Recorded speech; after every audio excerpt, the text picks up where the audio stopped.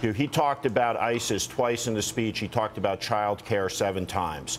I'm not saying that child care is not an important issue, but it is not an issue of the magnitude of importance that the ISIS issue and the challenges we face. I'm not sure that the American people need to be lobbied on the importance of ISIS. I think what's going to be fascinating is whether or not we have a solid debate in this country about the connection between our military action in Iraq and Syria and the threat of ISIS, because that connection is not self-evident. Whether, what happened in France, what may have almost happened in Belgium, what could potentially happen here, the relationship between the threat that ISIS poses to the West and the way they're being attacked with these airstrikes, that is not at all a self-evident connection, and that's why we need a good debate. That's why I think everybody, no matter what they think about that military action, is hoping that debate is joint on both sides, so at least it's a really good fight and we air out these arguments. A debate and a discussion of strategy about the approach. Exactly. King Abdullah came to Washington and talked about we need to have a military strategy, a political strategy, and an ideological strategy over the long term to deal with this.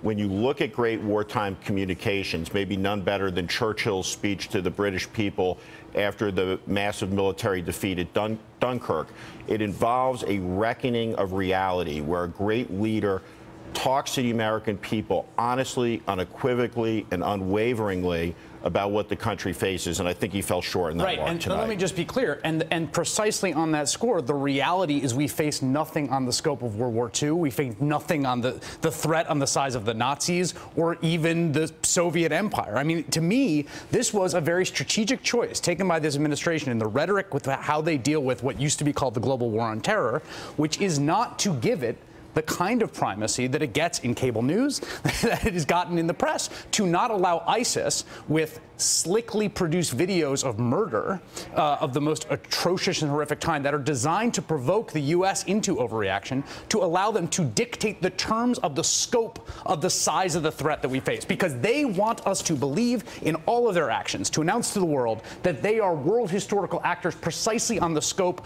on the kinds of level of the Nazis of the past, right? At the same time, though, we've got 5 months of military action in this country that has already started. We've got thousands of American families who've got their family members serving overseas in very much in We are fighting a war against it. We are fighting a war, and there has been no small d democratic 100%. decision about it within our government, which isn't the way that we're designed in terms of our Constitution. And Rachel, you were talking about how this debate is going to kind of take shape, and I actually think it's going to be very interesting to watch how it plays out within the Republican Party. If you look at the way that Rand Paul in particular has approached these issues as somebody who's very much opposed to actions in the Middle East, I think where he sets himself up versus, say, John McCain and Lindsey Graham, who've been very aggressive about promoting action there, I think that that's actually going to be very, very significant as we go into